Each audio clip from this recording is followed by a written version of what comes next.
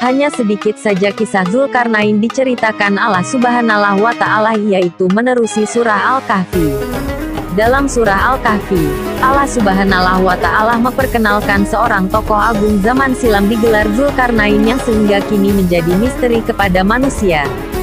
Penyelidik terus mencari siapakah tokoh itu dalam sejarah silam dan banyak kajian serta penyelidikan arkeologi dijalankan bagi merungkai teka-teki itu. Akan tetapi, selepas ratusan tahun berusaha, masih tiada jawaban pasti dikemukakan menyebabkan identiti dan hampir keseluruhan sejarah hidup Zulkarnain kekal misteri. Hanya sedikit saja kisah Zulkarnain diceritakan Allah Subhanahu wa Ta'ala, yaitu menerusi surah Al-Kahfi yang bermaksud, mereka akan bertanya kepadamu, Muhammad, mengenai Zulkarnain. Katakanlah, aku akan bacakan kepadamu cerita mengenainya. Sesungguhnya kami memberi kekuasaan kepadanya di muka bumi, dan kami memberikan kepadanya jalan untuk mencapai segala sesuatu, maka dia pun menempuh suatu jalan. Hingga apabila dia sampai ke tempat terbenam matahari, dia melihat matahari terbenam di dalam laut berlumpur hitam dan dia mendapati di situ segolongan umat. Kami berkata, hai Zulkarnain, kamu boleh menyeksa atau boleh berbuat kebaikan terhadap mereka. Berkata Zulkarnain, adapun orang yang aniaya maka kami kelak akan mengazabnya dengan azab yang tidak ada taranya. Ayat 83 hingga 87. Kemudian dia menempuh jalan yang lain, hingga apabila sampai ke tempat terbit matahari timur dia mendapati matahari itu menyinari segolongan umat yang kami tidak menjadikan bagi mereka sesuatu yang melindunginya dari cahaya matahari itu. Ayat 89 dan 90. Kemudian dia menempuh suatu jalan yang lain lagi, hingga apabila dia sampai antara dua gunung, dia mendapati di hadapan kedua bukit itu suatu kaum yang hampir tidak mengerti pembicaraan. Mereka berkata, hai Zulkarnain, sesungguhnya Yakjuj dan Makjuj itu orang yang membuat kerusakan di muka bumi. Maka dapatkah kami memberikan sesuatu pembayaran kepadamu, supaya kamu membuat dinding antara mereka? Zulkarnain berkata, apa yang dikuasakan Tuhanku kepadaku terhadapnya adalah lebih baik, maka tolonglah aku dengan kekuatan manusia dan alat-alat, agar aku membuatkan dinding antara kamu dan mereka. Berilah aku potongan-potongan besi, hingga apabila besi itu sama rata dengan kedua puncak gunung itu, berkatalah Zulkarnain, tiuplah api itu.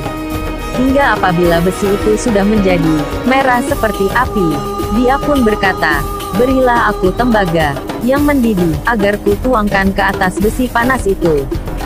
Maka mereka tidak boleh mendakinya dan mereka tidak boleh pula melubanginya. Zulkarnain berkata, ini dinding adalah rahmat daripada Tuhanku, maka apabila sudah datang janji Tuhanku, dia akan menjadikannya hancur luluh. Dan janji Tuhanku itu adalah benar. Ayat 92 hingga 98. Kehebatan Zulkarnain masih menjadi misteri sehingga kini. Peranan Zulkarnain besar, walaupun tidak banyak sejarah hidup tokoh itu diketahui. Secebis kisah berkenaan sudah menjelaskan bahwa peranan Zulkarnain di muka bumi ini amat besar sekali. Beliau bertanggung jawab membina tembok menghalang Yakjuj dan Makjuj mendatangkan angkara kepada manusia. Tembok itu hanya akan runtuh apabila dunia hampir kiamat. Al-Quran tidak menjelaskan secara terperinci mengenai Zulkarnain, tetapi kitab suci itu memberikan petunjuk mengenai pribadi tokoh itu. Antaranya Zulkarnain adalah pemerintah agung berpribadi mulia, adil, beriman kepada Tuhan yang satu, pembebas kezaliman dan penegak keadilan. Beliau mengembara menuju arah barat sebelum ke timur dan meneruskan perjalanannya ke kawasan pergunungan. Berbekalkan petunjuk Al-Quran, penyelidik mencari tokoh silam yang memiliki ciri sedemikian dan hasilnya, 3 tokoh lampau dikaitkan sebagai Zulkarnain. Pada peringkat awal, ramai menyangka Zulkarnain ialah Iskandar dari Makedonia yang turut digelar Alexander the Great. Iskandar yang dilahirkan sekitar tahun 356 sebelum Masehi ialah pemerintah Makedonia yang menyatukan negeri di Yunani selepas kerajaan itu diwarisi daripada bapaknya. Beliau kemudian meluaskan jajahan ke timur dan barat sehingga dikatakan sebahagian besar negeri di dunia makmur di zaman pemerintahannya. Iskandar dikatakan lemah lembut, pintar, berani dan berwawasan jauh. Pengembaraan Iskandar dikatakan menepati ciri geografi dalam surah Al-Kahfi. Bagaimanapun, ada pengkaji menyangkal Iskandar ialah Zulkarnain karena beliau menyembah banyak dewa Yunani dan sering berpesta, minum arak, malah memiliki lelaki sebagai kekasihnya. Berbanding Iskandar, penyelidik lain menyatakan pribadi dan pengembaraan Zulkarnain lebih menyamai Raja Parsi yaitu Kursi Al-Farisi atau turut digelar Cyrus the Great. Kursi berkuasa dari 559 sebelum Masehi hingga 529 sebelum Masehi yaitu kira-kira 200 tahun. Sebelum kelahiran Iskandar, beliau berjaya menyatukan kembali kerajaan Lydia dan menjadi pemerintah Parsi pertama.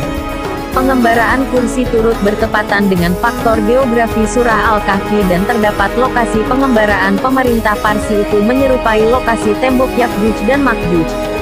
Dari sudut pribadi, Kursi menyembah satu Tuhan, berpekerti mulia, beramal soleh dan adil. Selain Iskandar dan Kursi, pendapat lain mengatakan Zulkarnain seorang pemerintah pada zaman Nabi Ibrahim alaihi salam. Raja itu pernah bertawaf di Ka'bah bersama Nabi Ibrahim, malah membantu Rasul itu mendapatkan kembali telaga Baginda yang dirampas pihak tertentu. Bagaimanapun, tidak banyak sumber sahih mengenai raja berkenaan menyebabkan ia sukar dikaitkan sebagai Zulkarnain berbanding Kursi.